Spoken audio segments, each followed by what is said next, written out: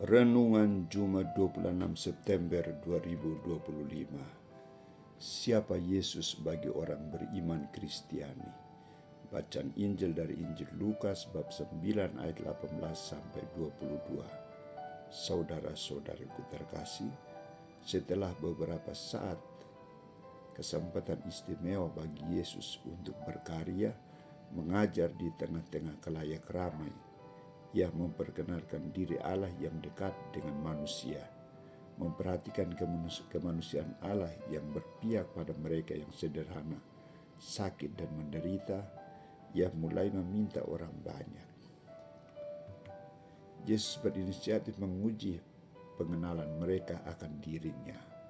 Santo Lukas mengisahkan tentang dua pertanyaan Yesus kepada murid-muridnya. Kata orang, "Siapakah aku ini?"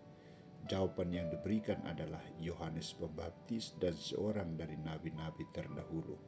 Jawaban ini tidak memuaskan Yesus, maka ia mengajukan pertanyaan kedua khususnya kepada murid-muridnya. "Menurut kamu siapakah aku ini?" Jawaban yang diberikan oleh Petrus adalah Mesias dari Allah. Jawaban Petrus ini menimbulkan reaksi keras dari Yesus dan ia melarang mereka untuk tidak memberitahukan kepada siapapun. Pertanyaannya, mengapa Yesus melarang mereka untuk tidak memberitahukan kepada orang lain bahwa Dia adalah Mesias dari Allah? Saudara-saudariku terkasih, Yesus melarang murid-muridnya karena ia tahu bahwa para murid tidak akan menerima kenyataan yang menimpa Mesias dengan menderita sengsara dan wafat di salib. Di samping itu, Yesus juga tahu bahwa pengadilannya sebagai Mesias tidak mungkin diterima orang banyak.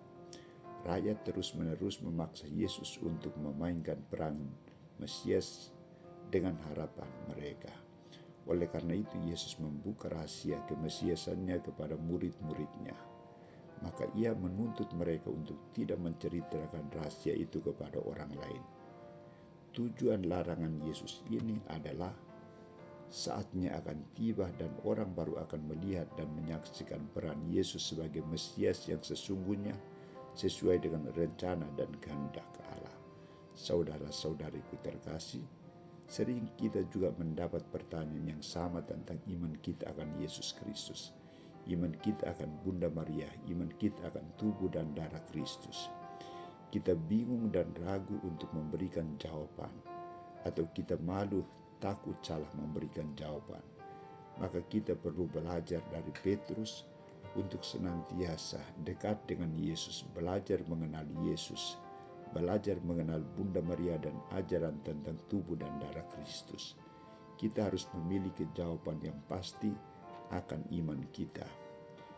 Kita tidak perlu mewartakan iman itu di jalan-jalan, tetapi iman kita akan dikenal melalui kesaksian hidup kita.